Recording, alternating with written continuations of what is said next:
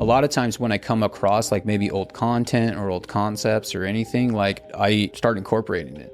You know, you're only gonna get so far with your knowledge, but you know you can go beyond mind's end with everybody else's knowledge included. And I find the strength of communication and links strong and connections. I'm honored to have the people we have in the business. I'm honored to attract the people that we'll have in the future, and it's just awesome to be a part of it.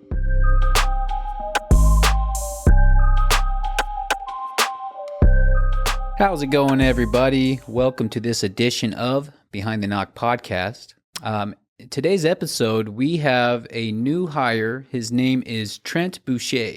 Trent's been around, including training, about 3 weeks now, something like that. Yeah, so he's been an awesome guy. And Trent, why don't you tell us about what you were doing before you got into Windows? Well, I mean, honestly, I went straight to Windows right after college. Well, Okay. right before. I had applied probably like the last month of my college. I was working at a grocery store. Mm-hmm. I was really there. There wasn't really titles. It was basically cashier. But at the end of the day, I was doing cashier. I was doing managerial roles, a little bit of HR roles. It was just the more time you've been there, you have kind of like They start giving you more responsibility. Yeah. That's cool. And so I just ended up doing anything and everything, opening, closing. I was one of many go-to guys. Yeah. But on top of that, I was also doing a lot of side things. A man came in one time. He said if I play football, I said yeah. He gave me a card, and he used to work at the school, but he retired. And as he retired, he had a lot of land, a lot of trees. He decided to cut trees and give out firewood. Mm-hmm. And he hired me to go over to his land here and there whenever I had a chance, and go help him clear wood, cut wood, clean his garage, like all sorts of things. Made some money there. Then I did things within the school too. I was part of the BSA marketing team. The Black Student Alliance. I was leadership football. So right under the captains. And you mentioned that you had to do like some leadership training to be a captain on the team. Yeah. It was honestly from start to finish, it was about like 2 weeks. The first week they was just trying to gather who really wanted to be a leader, and that was really just showing up, meeting on times. Like the training was a lot of the initial training. Behind the scenes was just how you are, your character. Like if you made it a time on practice, if you made it time to meetings, if you were punctual, like if you carried yourself with pride. And then at that point, they asked me, and my coach personally, the DB coach, asked me to go interview to be a leader. I interviewed, and they wanted to give us the most realistic experience as like an interview would go. Mm-hmm. So we had to create a cover letter. We need about 3 or 4 references, an actual like interview. And out the whole team, I think about 20 of us actually tried and applied. And at the 20 they picked, we went through about another week of waking up about 5 a.m, going to our little leadership room. He have slides, and he just taught to us like what it means to be a leader, the difference between a leader and a follower, what it means to lead and boss, what it means to carry more than yourself and more than like your team as well. It was all like football terms, but yeah, it all translates. Yeah, and that's what's amazing about sports in general, whether it's team sports or even just individual sports. It provides structure. Provides you with the understanding of what it means to take feedback from someone, like to be coached, because a lot of people, they just have an issue of taking feedback and being coached because they don't know how to do it. Yeah. So for me specifically, when I'm looking to recruit people, if someone has like a sports background, especially like a collegiate athlete, it goes a long way in terms of like the makeup that you have and what you can the skill sets that you can transfer over into the professional world.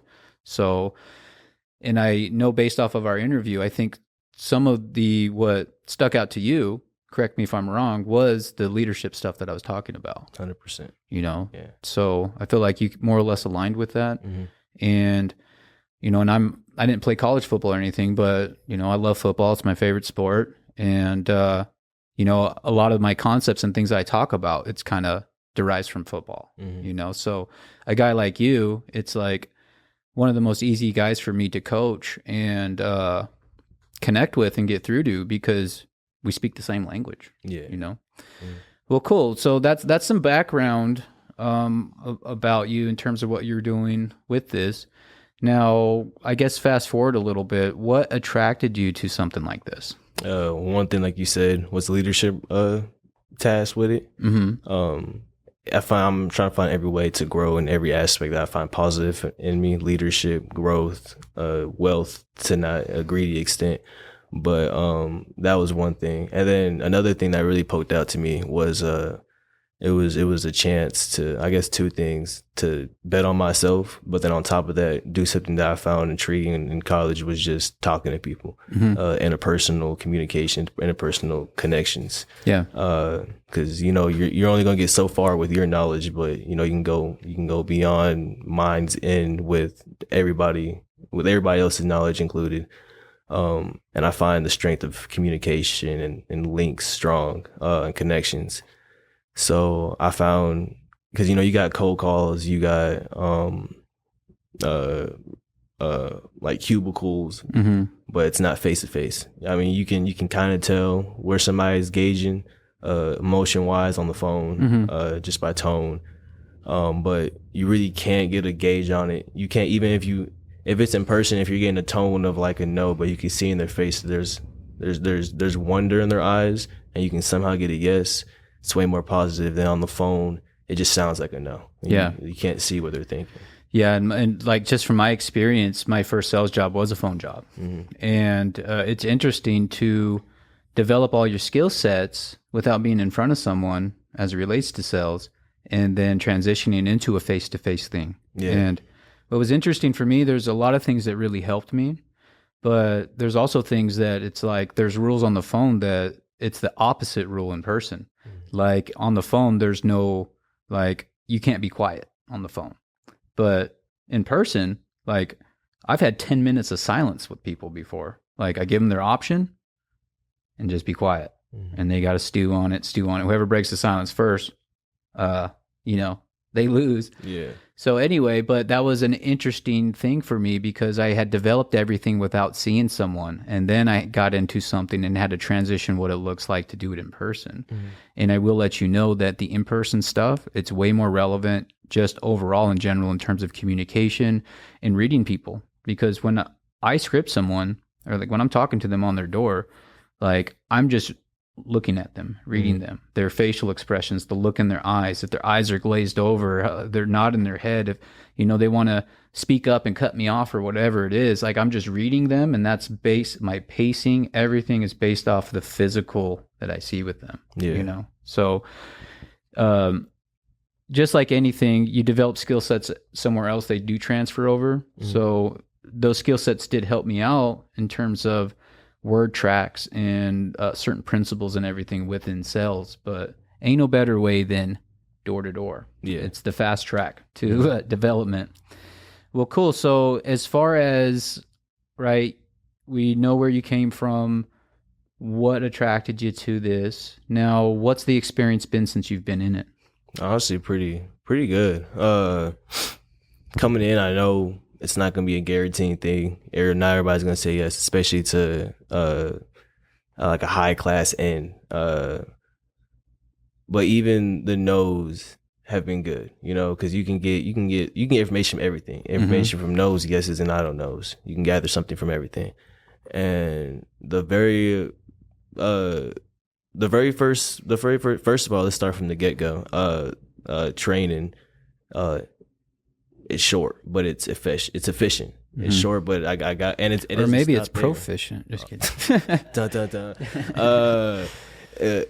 It's short and efficient, but it doesn't stop there. It's every day, or every time we even have the morning startup, there's always more. And every interaction, there's something. It seems like there's always something today. Like there's always something that's new, and I enjoyed that off the rip. And being in a small office, it was one-on-one. I went to a small college because I I was intrigued with knowing my professors, knowing interpersonal, you know, and being able to talk to my boss, to get actually trained by my boss, not by somebody he hired that hired somebody, and so on. Because you got straight from the horse's mouth, man. The brain of the Proficient Windows, you know, what you say is law, and there's no like misstruing that. And so, like I said, it was a few days, but each day it was bare bones. It was easy layout, and then you gave me a chance every time to get my script, And then when I was good or good enough, I went to go shadow, and then shadowing. That's when I met Seth, and you know he gave me another perspective of door knocking, and I joined at the right time because Drake was down here, and you know he helped me out as well. But then the next day, because I joined the evening, the shadow, it wasn't that much. I think it was like probably like 20 doors. But the next day, I went out there, morning time with Drake, in a whole new neighborhood. Very first door in that cul-de-sac, nobody was there. We went through, got our now home ones. I went back by myself the evening, first time knocking.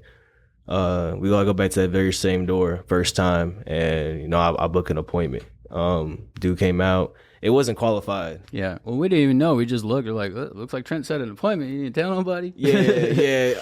In my head, I was ready. And in my head, everybody knew. So I booked it. And it really gave me the fire I needed to go on to the next few doors. There were some like, I can do this. Yeah, you know, and especially it being not one of my first 5, not my first week. Yeah, my first week, but it was my very first door.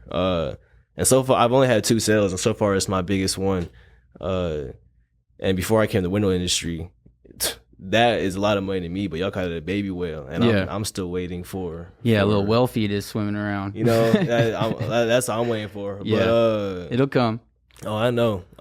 So you started on a Monday.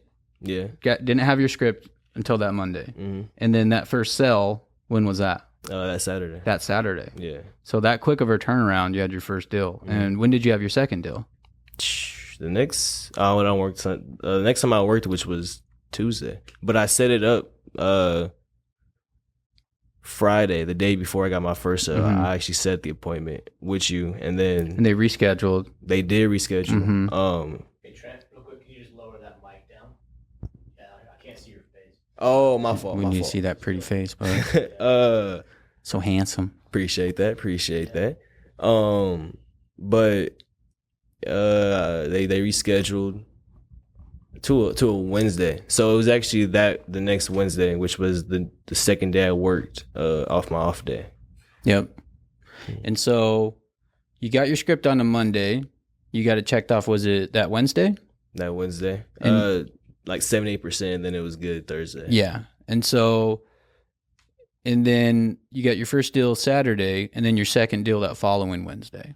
So that's pretty good. Like a week and a half from getting your script, you've already got 2 deals. And then it's been like, another week since then? So pretty good, man. What does that translate into money-wise? Yeah, tell your audience what that translates. About $3,000. About, yeah. Yeah, about $3,000. I think because he got a couple little bonuses and things, and I think it was in his first week of having his script checked off, he made about $3,000. And we've paid a little bit of it, but tomorrow's gonna be nice. Tomorrow's gonna be nice. Yeah. So, and that's the thing is, in terms of when we bring people in, we're always looking to get them paid right away within a week of their script check. That's always the goal. And it happens very consistently. It doesn't happen by itself. There's a lot of things that come into play for us to have that happen. But the thing is, we've put all those things in place. So when we bring people in, we're looking to get them success right away, because you have the success right away, you're going to stay a little bit longer. We have more success within that first month, you're going to stay probably quite a bit longer. And there's a lot of time and effort and resources that goes into recruiting and training. So there's a tremendous responsibility to not only get people brought in, then the right people brought in, but to treat them right. Yeah. To give them, like, you're the seed, we're the soil. And like we have to provide everything you need to grow. And if we don't provide that, then we're not doing our job. It's my responsibility, to everyone's responsibility, to make sure that, again, we're the soil, we're providing the structure, the coaching, the training, the leadership, everything you need to be successful. We're not just dropping you off in the hood and saying, hey, good luck, hope you get something, knock more doors. It's good to knock more doors. But at the end of the day, if that's the best advice I can give you is to knock more doors, then maybe I shouldn't be in the position I'm in, right? Well, cool. So I wanted to bring you on because when we're hiring people with what we're looking to do in terms of that fast success, or even just the people in general, you're basically fitting that mold, right? Tuesday, I did a leadership training, right? And it was like I was preaching to the choir the whole time. So that's good because you have the base level things handled. So us as leaders, we can teach you those higher level things. Like your curve is already up here. We teach you those higher level things. If you come into this and I have to train you what it looks like to be somewhere on time, to do this, to do that, with what we're able to offer people in terms of like value to change their lives, we're much better off spending time with people who can actually take the training, who already have those base level things handled, because it doesn't take someone special to teach you how to do base level things. Now, high level things, there is some specialization there. So in order for the leadership to, honor their time and what they can bring to the table, we have to ensure that we're bringing in good people that are worth our time. Yeah. And like I said, you're the prototype, bro. College athlete, a leader, leadership training.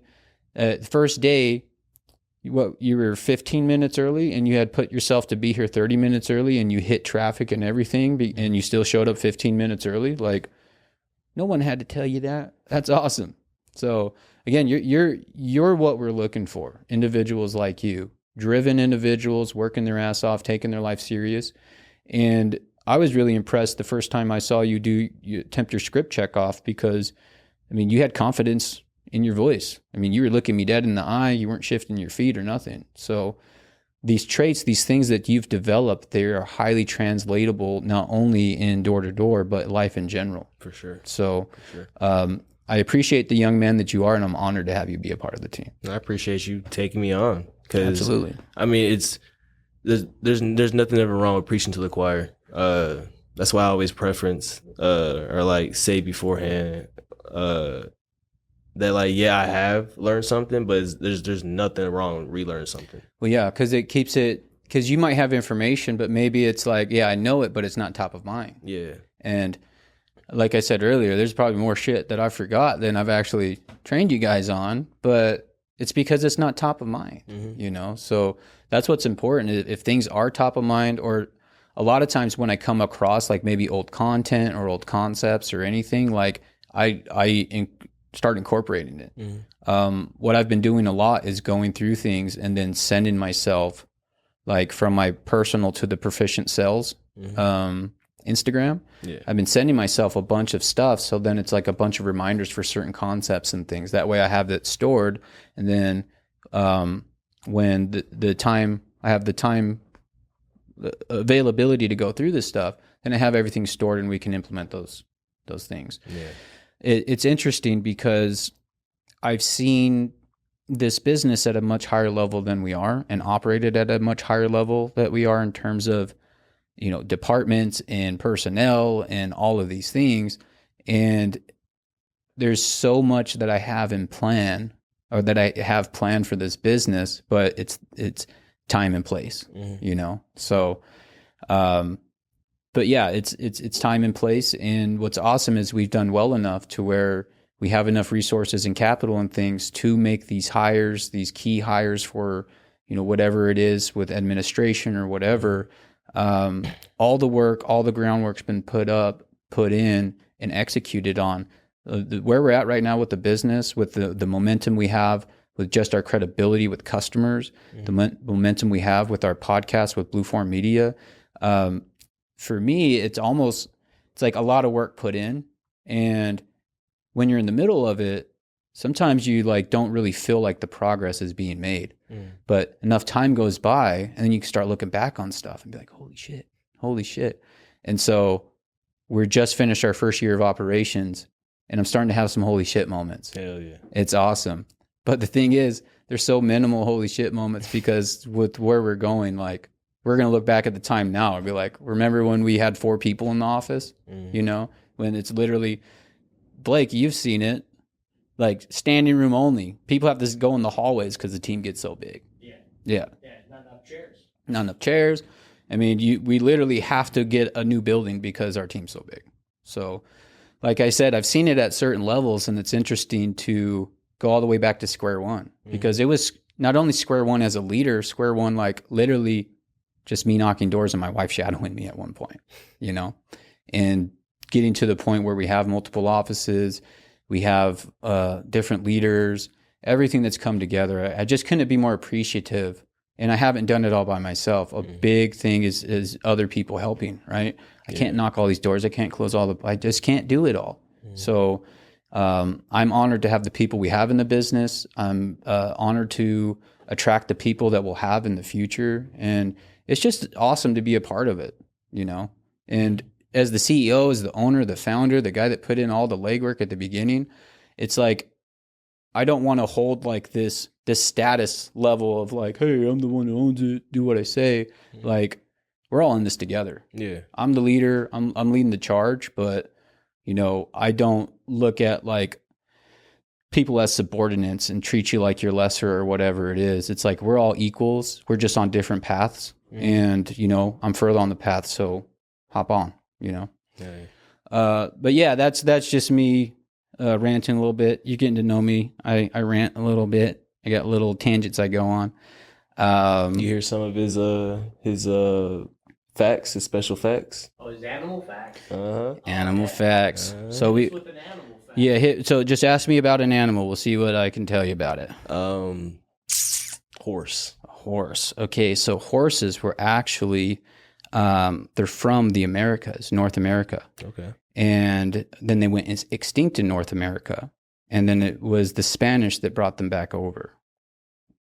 And in Maryland, you go across the Chesapeake Bay into Maryland, and there's a group of wild horses there that are direct descendants from the first horses that were brought over from the Spanish. Oh, damn. Yeah. And also what happens to wild horses over time is they can start getting like little stripes on their legs and things. It almost looks like a little like kind of how zebras are a little bit, but it's just on their legs. So, yeah, horses. The more you know. Yeah, they're awesome. What's the biggest horse? Clydesdale. Dang it, thought I got you. Yeah, they're huge. So They are. I lived in Fort Collins, Colorado, and they have the Budweiser like manufacturing facility there, and I toured it, and that's where they have the Clydesdales. So I got to see them in person, and yeah, they're huge. It's crazy how big they are. No, they're huge.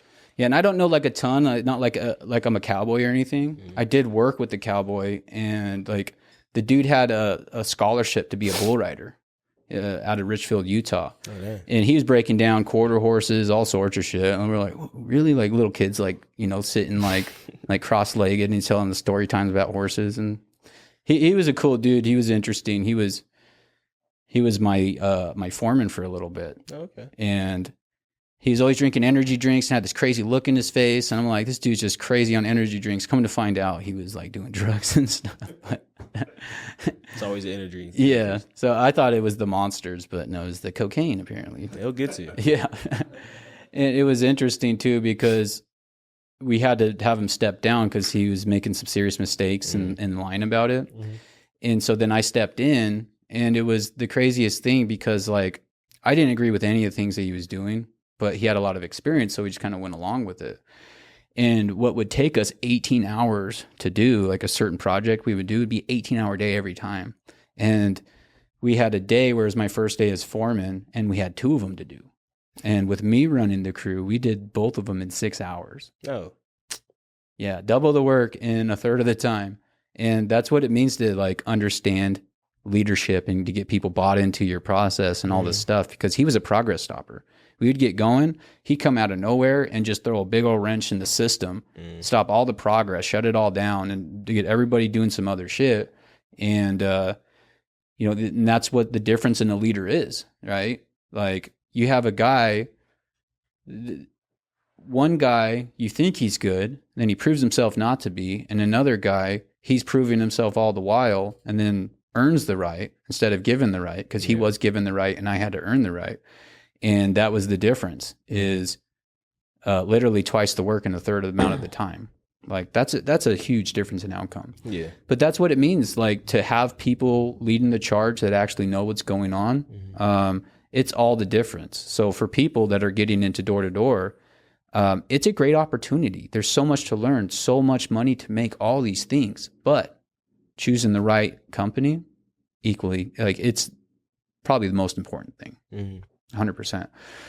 Okay. So I went off on another tangent. So moving forward, where do you see yourself in a year from now in Proficient Windows? A year from now? I mean, I'm hearing everybody hit, say 3 months, but honestly, a director. Or it really depends, because I hear $1 Million Molly, and she's a coordinator, and she's $1 Million Molly. But directors are still doing their thing. Yeah.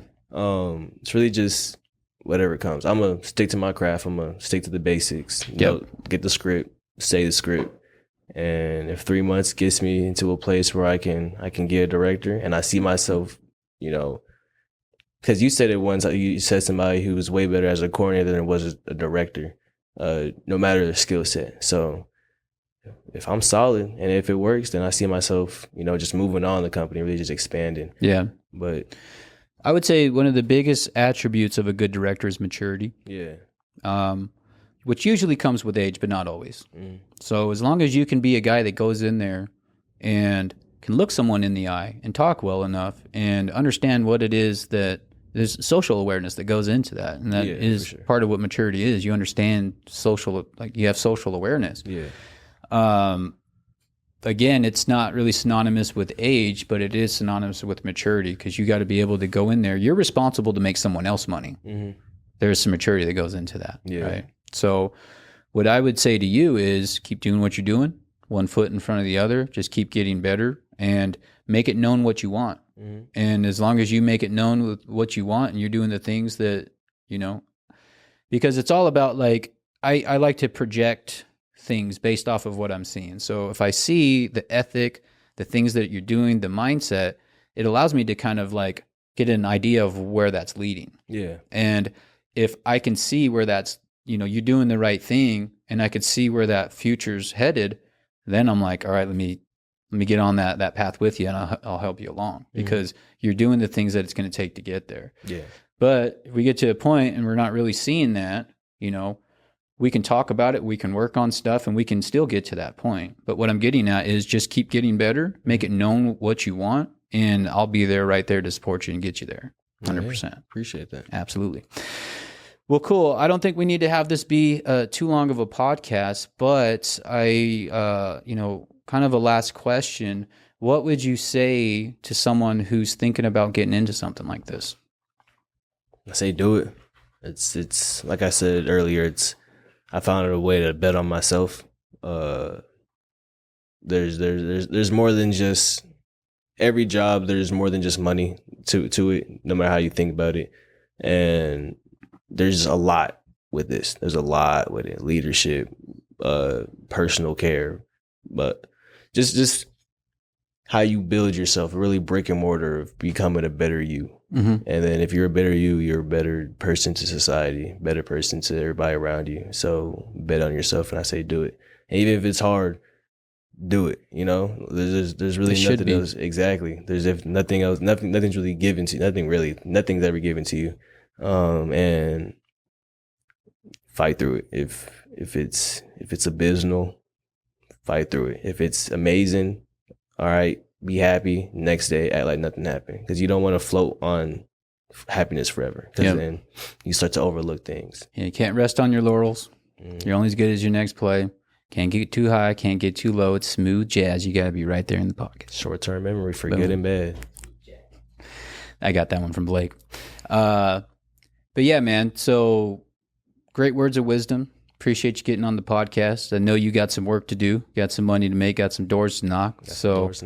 Won't hold you up too long. Now, for those of you that are, looking to get into, something that, let me back this up a little bit. For those of you that are looking for an opportunity to change your life, this is not something you want a job. This ain't a job. Okay. This is something you can change your life with. And if you truly commit to it, you will change your life. If you don't truly commit to it, it's just another job. You might make some money for a little while, but it's not going to be a long-term thing. So for those of you that are looking to change your life, or looking to expand your knowledge base, your value as a person, this is a great opportunity. Proficient Windows. Like, subscribe, DM us. We're always looking for good people. Other than that, man, thanks for getting on, and see y'all next time.